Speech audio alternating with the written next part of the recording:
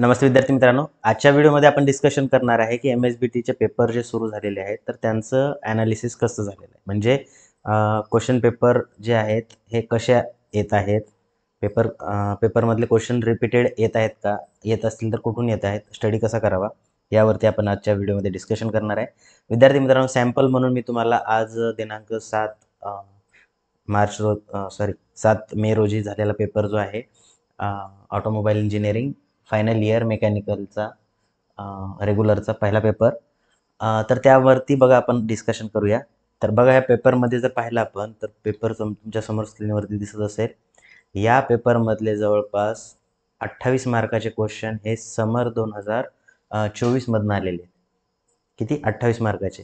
आणि विंटर 2024 आणि समर 2024 दोन्ही मिळून जर कॅल्क्युलेट केलं तर जवळपास 40-42 मार्काचे क्वेश्चन हे दोन पेपरमधनं आलेले आहेत. म्हणजे जवळपास 60 to 70% अबाव 60% किंवा 60% म्हटलं तरी चालेल. 60% पेपर हे फक्त मागच्या प्रिव्हियस समर आणि विंटर 2024 पेपरमधनं आलेले आहेत. तसेच बघा, काल जे पेपर झाले, कालच्या पेपरमधनंही बऱ्याच विद्यार्थ्यांचे फीडबॅक वगैरे घेतले मी. तर त्यामधनंही समजलं की मोस्ट ऑफ द क्वेश्चन जे आहेत ते रिपीटेड प्रिव्हियस क्वेश्चन पेपरमधनं आलेले आहेत. फक्त एकच विषय असा होता की ज्याचा मला वाटतं की फक्त पासिंग पुरते रिपीटेड क्वेश्चन आलेले आहेत, है ना. पण पासिंग पुरते तर आलेलेच आहेत, है ना. जास्त आलेले नाही. म्हणजे काय, जवळपास 40% आले म्हणायचं त्यातनं, है ना.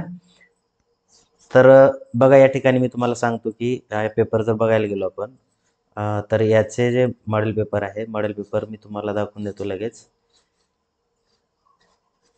त्यासाठी तुम्हाला काय करायचं आहे, सिम्पल गुगलवरती भिसे सर सर्च करायचं आहे किंवा भिसेसर.com सर्च केल्यानंतर इथे तुम्हाला मॉडेल ॲन्सरमध्ये समर 24 आणि विंटर 24चे पेपर दिसतील. तुम्ही म्हणाल की सर, आमची या ठिकाणी ब्रँच नाही आहे. तर या ठिकाणी बघा, जर ऑटोमोबाईल इंजिनिअरिंग असेल, मेकॅनिकल आहे, मेकॅनिकलशी रिलेटेड किंवा इलेक्ट्रॉनिक्सशी रिलेटेड या ठिकाणी आहे, इलेक्ट्रिकल इथे आहे, कॉम्प्युटर असेल, IT असेल तर त्याच्याशी रिलेटेड पेपर या ठिकाणी दिलेले आहेत. जर तुमची ब्रँच या ठिकाणी सापडली नाही तर तुम्ही डायरेक्टली सर्च करू शकता इथे तुमचा जो मॉडेल पेपर पाहिजे तो, है ना. आता या ठिकाणी मी काय करूया, सर्च करतो ऑटोमोबाईलचा. बघा, मॉडेल पेपर किती आहे,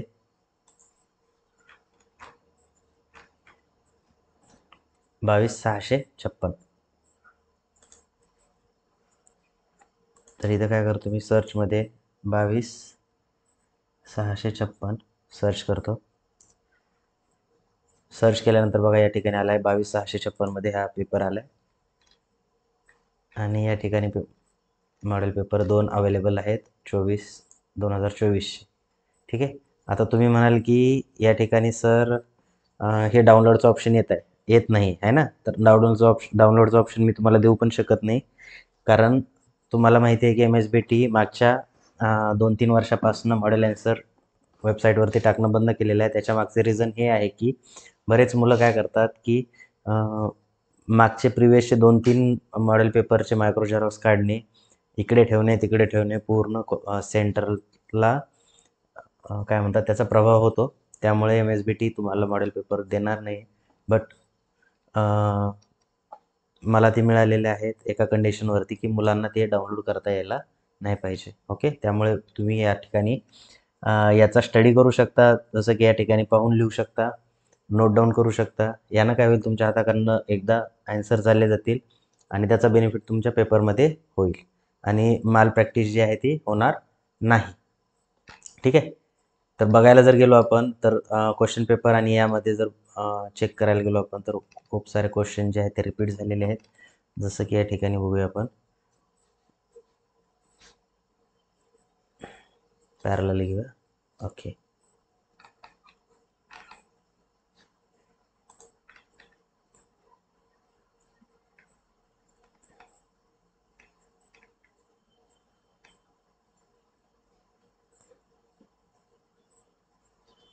या ठिकाणी कोणता क्वेश्चन आहे, constant mesh gear box.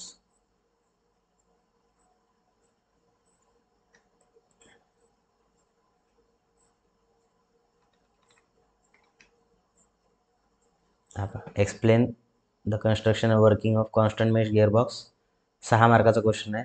Previous इयरला 4 मार्काचा विचारला होता. इथे किती झाला? 6 मार्काचा क्वेश्चन या ठिकाणी विचारलेला आहे. ठीक आहे, बघा या ठिकाणी 6 मार्काचा आहे, तर डिस्क्रिप्शन आणि डायग्राम. आता 4 मार्कासाठी 2-2 मार्काला दिलेलं होतं. 6 मार्कासाठी असेल तर 3 मार्क हे डायग्रामसाठी राहतील, 3 मार्क हे वर्किंगसाठी राहतील. Okay,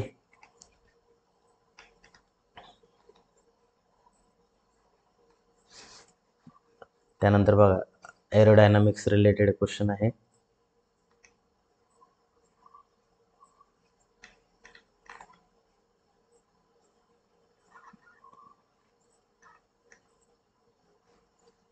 importance of aerodynamic shape of car है ना. चलो, त्यानंतर आहे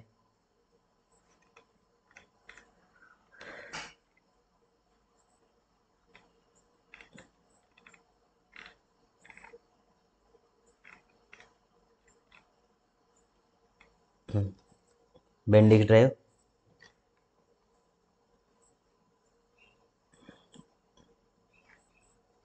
या ठिकाणी explain construction working of bending drive 6 मार्काचा क्वेश्चन परत. ठीक आहे, अशा प्रकारचे क्वेश्चन जे आहेत ते रिपीट आलेले, जवळपास 28 मार्काचे क्वेश्चन काय झालेले त्या ठिकाणी रिपीट आलेले आहेत है ना. तर होपफुली विद्यार्थी मित्रांनो, तुम्हाला काय करायचं आहे की प्रिव्हियस इयरचे क्वेश्चन पेपर जर तुम्ही करायचे आहेत, आता तुम्ही म्हणाल की आता हा समर 24चा होता, आता यातला स्टडी कोणता करणार तुम्ही. तर सगळ्यात अगोदर काय करायचं, आता समरची एक्झाम देत आहे तुम्ही, तर समर 24चे पेपर बघायचे. जर त्याच्या अगोदरचे समर 23चे अवेलेबल असेल तर ते पण बघू शकता तुम्ही. समरची सिरीज कशी असते, तर येणारे क्वेश्चन वेगळे राहतात आणि विंटरचे येणारे वेगळे राहतात, म्हणजे पॅटर्न थोडासा वेगळा राहतो त्याचा है ना. तर त्यावरनं तुम्ही काय करू शकता, क्वेश्चनचं सिलेक्शन जे आहे ते करू शकता है ना.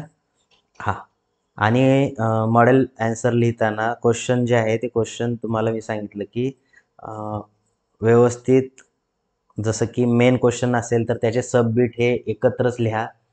त्याच्यानंतर सेकंड मेन क्वेश्चन लिहा, त्याचे सबबिट त्याच्यामध्येच लिहा. ABCD वर खाली झालं तरी चालतं, पण मेन जो क्वेश्चन नंबर आहे तर क्वेश्चन नंबर चुकू देऊ नका है ना.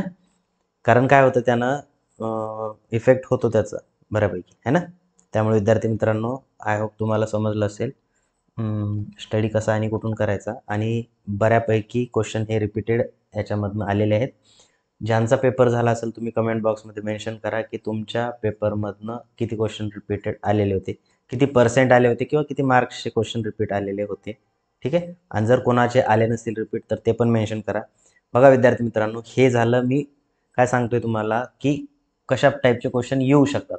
आता असं होऊ शकतं की एखादा जो येणारा अपकमिंग क्वेश्चन पेपर आहे त्याच्यामधले काही क्वेश्चन कमी येतील खूप सारे, मग तुम्ही याच्यावरतीच डिपेंड राहणार का? नाही, तर तुम्हाला अदर पण काही स्टडी करावी लागेल, अदर क्वेश्चन्स पण तुम्हाला बुकमधनं बघावे लागतील. पण प्रिफरन्स देताना सुरुवातीला हे क्वेश्चन करायचे, त्याच्यानंतर बाकी ते क्वेश्चनला तुम्ही प्राधान्य द्यायचं आहे.